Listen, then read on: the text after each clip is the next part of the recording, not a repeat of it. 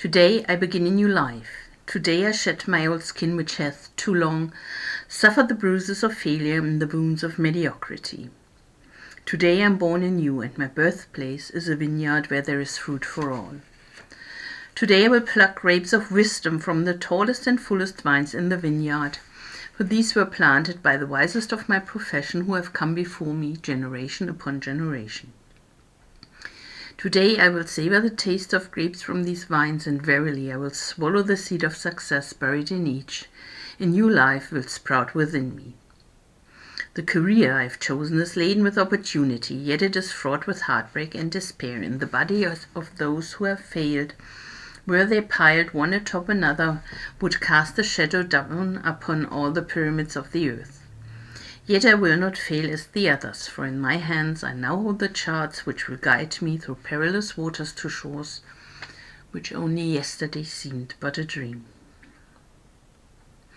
Failure no longer will be my payment for struggle, just as nature made no provision for my body to tolerate pain, neither has it made any provision for my life to suffer failure. Failure, like pain, is alien to my life.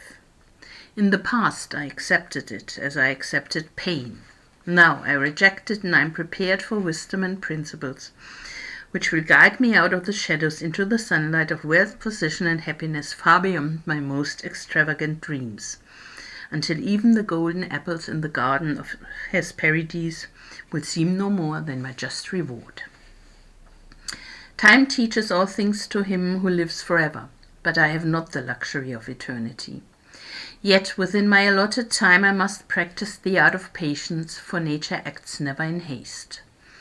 To create the olive, king of all trees, 100 years is required. An onion plant is old in 9 weeks. I have lived as an onion plant. It has not pleased me. Now I would become the greatest of olive trees, and in truth the greatest of salesmen. And how will this be accomplished? For I have neither the knowledge nor the experience to achieve greatness, and already I have stumbled in ignorance and fallen into pools of self-pity. The answer is simple. I will commence my journey unencumbered with either the weight of unnecessary knowledge or the handicap of meaningless experience. Nature already has supplied me with knowledge and instinct far greater than any beast in the forest. And the value of experience is overrated, usually by old men who not wisely and speak stupidly. In truth, experience teaches thoroughly, yet her course of instruction devours men's years, so the value of her lessons diminishes with the time necessary to acquire her special wisdom. The end finds it wasted on dead men. Furthermore, experience is comparable to fashion. An action that proved successful today will be unworkable and impractical tomorrow. Only principles endure, and these I now possess, for the laws that will lead me to greatness are contained in the words of these scrolls. What they will teach me is more to prevent failure than to gain success, for what is success other than a state of mind? Which two among 1,000 wise men will define success in the same words? Yet failure is always described but one way. Failure is man's inability to reach his goals in life, whatever they may be. In truth, the only difference between those who have failed and those who have succeeded lies in the difference of their habits. Good habits are the key to all success, bad habits are the unlocked door to failure. Thus, the first law I will obey, which precedeth all others, is, I will form good habits and become their slave. As a child, I was slave to my impulses. Now I am slave to my habits as an all-grown man.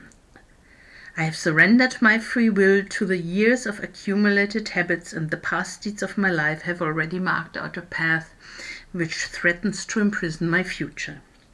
My actions are ruled by appetite, passion, prejudice, greed, love, fear, environment, habit, and the worst of these tyrants is habit. Therefore, if I must be a slave to habit, let me be a slave to good habits. My bad habits must be destroyed, a new forest prepared for good seed. I will form good habits and become their slave. And how will I accomplish this difficult feat? Through these scrolls it will be done, for each scroll contains a principle which will drive a bad habit from my life and replace it with one which will bring me closer to success. For it is another of nature's laws that only a habit can subdue another habit. So in order for these written words to perform their chosen task, I must discipline myself with the first of my new habits, which is as follows.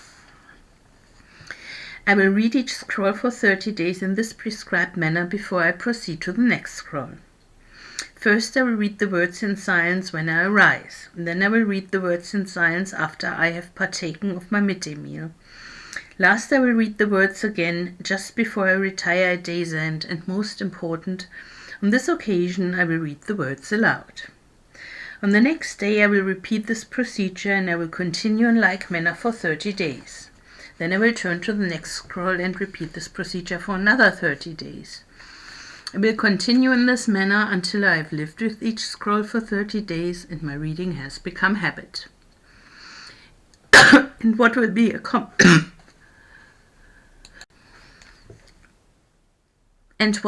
accomplished with this habit? Herein lies the hidden secret of all men's accomplishments. As I repeat the words daily, they will soon become a part of my active mind.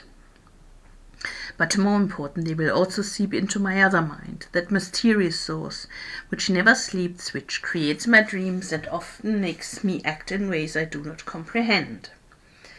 As the words of these scrolls are consumed by my mysterious mind, I will begin to awake each morning with a vitality I've never known before. My vigor will increase, my enthusiasm will rise, my desire to meet the world will overcome every fear I once knew at sunrise, and I will be happier than I ever believed it possible to be in this world of strife and sorrow. Eventually, I will find myself reacting to all situations which confront me as I was commanded in the scrolls to react, and soon these actions and reactions will become easy to perform, for any act with practice becomes easy. Thus, a new and good habit is born, for when an act becomes easy through constant repetition, it becomes a pleasure to perform. And if it is a pleasure to perform, it is man's nature to perform it often. When I perform it often, it becomes a habit, and I become its slave. And since it is a good habit, this is my will. Today, I begin a new life. And I make a solemn oath to myself that nothing will retard my new life's growth. I will lose not a day from these readings, for that day cannot be retrieved, nor can I substitute another for it. I must not, I will not, break this habit of daily reading from these scrolls, and in truth, the few moments spent each day on this new habit are but a small price to pay for the happiness and success that will be mine.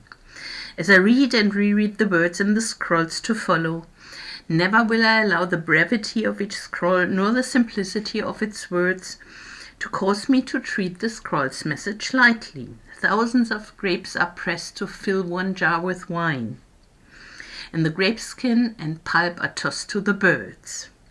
So it is with these grapes of wisdom from the ages. Much has been filtered and tossed to the wind. Only the pure truth lies distilled in the words to come. I will drink as instructed and spill not a drop, and the seed of success I will swallow. Today my old skin has become as dust. I will walk tall among men, and they will know me not, for today I'm a new man with a new life.